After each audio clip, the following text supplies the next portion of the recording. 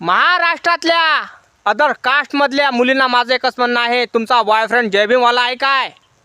असं तर लवकर सांगून द्या तुमच्या मायबापाले का माझा बॉयफ्रेंड जय भीमवाला आहे, नाहीतर नांदेडसारखी गत करणार त्याची. समजला काय? तुम्हाला पटत असन तर प्रेम करा रे, उगाच कोणाचा जीव घेऊ नका. तुम्हाला अधिकार कोण दिला कोणाचा जीव घ्यायचा? अरे प्रेमच केलं होतं ना. काय केलं होतं? गुन्हा एकच होता ना का पोरगी दुसऱ्या जातीची होती, आणि गुन्हा एक होता का जय भीमवाला होता म्हणून.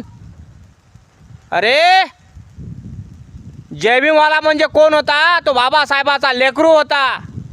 ज्या बाबासाहेबानं जातीवाद मिटवण्यासाठी आपलं जीवाचं रान दिलं, रक्ताचं पाणी केलं, त्या बाबासाहेबाच्या लेकराला तुम्ही मारलं.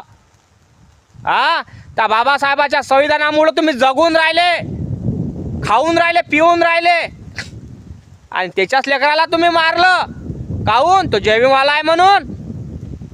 अरे कसे रे तुमची नीच सोच, कसं तुमचं जातीवाद मनुवाद्यांनो,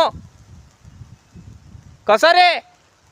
तुम्ही छत्रपती शिवाजी महाराजांचे वंश आहे का बाबासाहेबांचे वंश आहे मला माहीत नाही, पण महाराष्ट्रातला छत्रपती शिवाजी राजे यांनी पण जातीवाद केला नाही.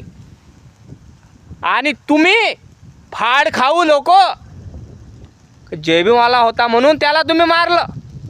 गुन्हा एकच होता का दुसऱ्या काठच्या मुलीसंग लग्न केलं या प्रेम केलं.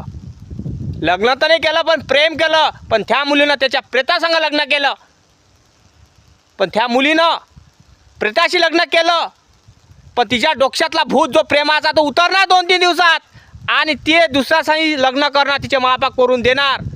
पण जो ज्याचा जीव गेला तो जीव वापस येणार काय? नाही येणार. त्या परिवाराला मुलगा भेटणार का? नाही भेटणार. त्याच्या आईला मुलगा भेटणार का? नाही भेटणार.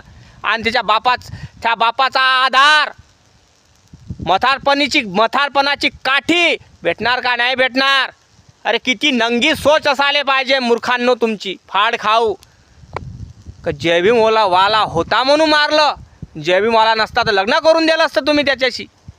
अरे किती विचारक नवचोट विचार हा तुमचे, का तुम्ही जात पाहून ही नव्हता ले काय हो.